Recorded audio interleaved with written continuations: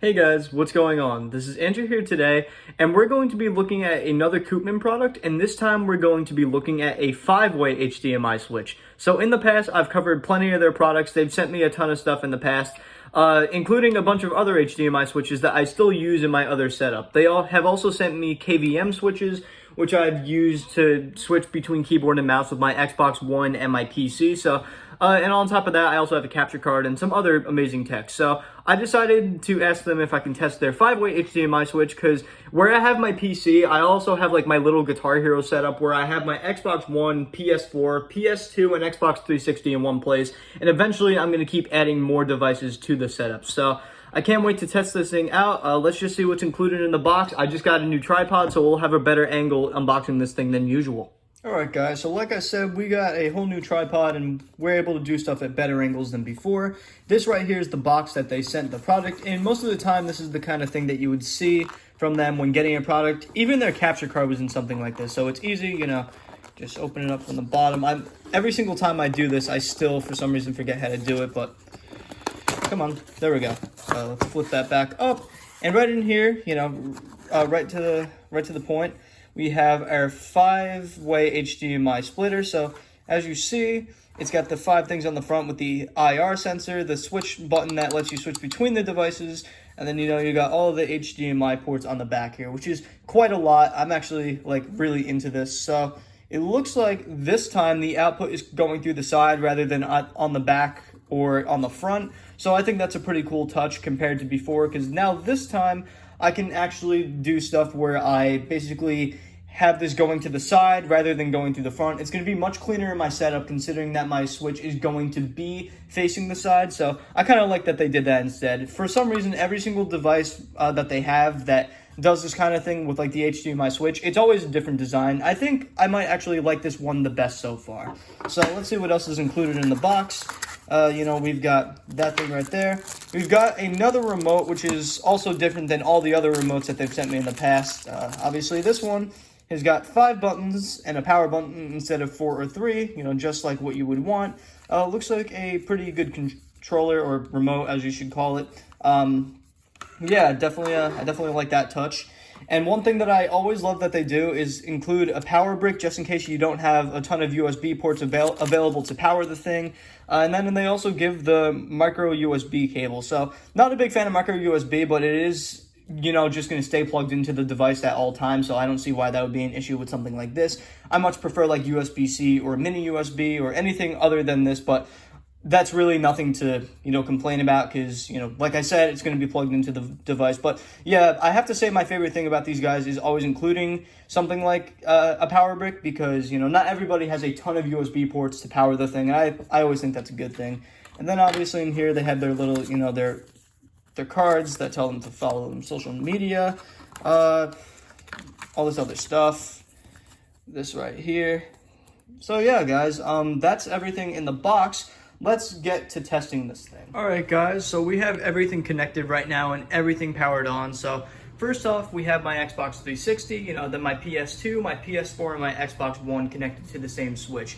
I don't have my Ouya plugged in currently because it's currently bricked and I have to work on that, but whatever it is, this is everything that I have connected so far. So the way I have this set up is I have the power going to the back of the Xbox One, I have the HDMI going out to my capture card, which goes to my monitor, and I've got 4 different devices plugged in simultaneously, can't talk today, and now at this point, all you really have to do to switch between the devices is use the remote, which by the way, you need to have AAA batteries for. They didn't include the batteries this time, so if you want this thing, make sure you have AAA batteries lying around. The first one we're going to try to connect to is the Xbox 360.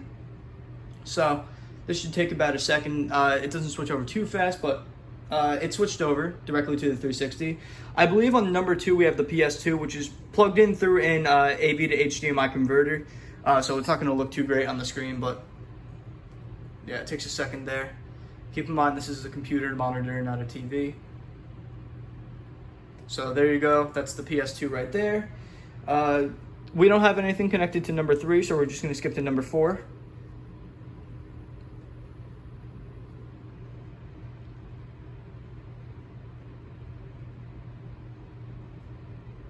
So right there, you know, we got the PS4. Number 5, I believe my Xbox One is black screening at the moment, so it's not the capture card. I mean, it's not anything's fault but my console, whatever it is. So as you see, it detected the signal, but for some reason the Xbox One is having issues. This normally gets solved by unplugging and plugging the thing back in. Whatever it is, this is just proof that it works.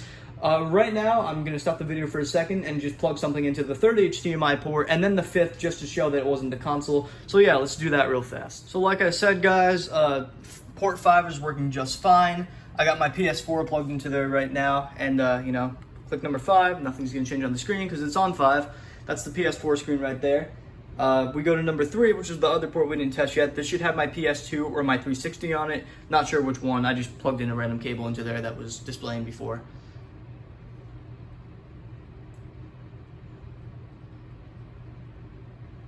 And just like that, the thing is working just fine. Definitely a convenient thing for me to have, considering I have all these systems here. It's always annoying to just have to unplug things and, you know, replug things back in. It's just always annoying. So it's good to know that I have something like this now. I want to thank Koopman for sending this. Let's get to my final verdict on the thing. All right, guys. So now it's time to talk about the product, and I have to say it is really nice. So off video, I actually got my laptop from my other room and connected it to the device and was able to successfully test the 4K and HDR functionality of the thing, and it worked out just fine. So this thing supports up to 4K at 60 Hertz, and it can also do HDR. Like I just said, HDR 10 is what it can get up to. So if you want to plug like your PS4 into it and do that, or a PS4 Pro and all that, 4K 60 Hertz with HDR will work just fine. If you have an Xbox Series X or PS5 though, if you want to do 120, I'm almost positive that it's not going to work because, well, it says it only supports up to 60, and unfortunately I don't have a monitor that does 120 Hertz, so I can't test the functionality in that regard. But whatever it is, this is perfect for me because I really needed 5 HDMI ports since, you know, I have many devices at this point, and I have to say that the thing is pretty good to have. You know, I have all their other switches as well, but so far I have to say that this is probably my favorite HDMI switch that they've sent me. The only downsides to this thing, I have to say, are possibly the fact that they don't have an HDMI cable included in there, which I think they should include that, but that's not a big deal. HDMI cables aren't that expensive, and especially HDMI 2 cables, which are coming down in price quite a lot. And then the other thing is that the remote doesn't come with batteries, and even worse, it requires AAA batteries. I don't really have many AAA batteries lying around, and I was just very lucky to happen to find the AAA batteries. Obviously, if you don't have the batteries, you can press the button on the switch to switch between the devices, but say you have that thing connected behind a TV somewhere and it's hard to get to, it's not always the most convenient. But whatever it is, for the quality of the product, I have to give it 5 out of 5 stars. I already reviewed it on Amazon before making this portion of the video, so I want to thank Koopman for sending me this product. I want to thank them for always sending me these products to test. I hope that they liked my review, and I hope I put you guys in the right direction to look for an HDMI switcher. They have multiple kinds of switchers. If you don't necessarily need the 5, you know, they got a 4 and a 3. They got multiple other stuff too. Like I said, I have a capture card from them and other adapters. So yeah, guys, that's everything that I have talked about now. I hope you guys enjoyed this review. I want to thank them once again, even though I just did. I will see you guys all in the next video.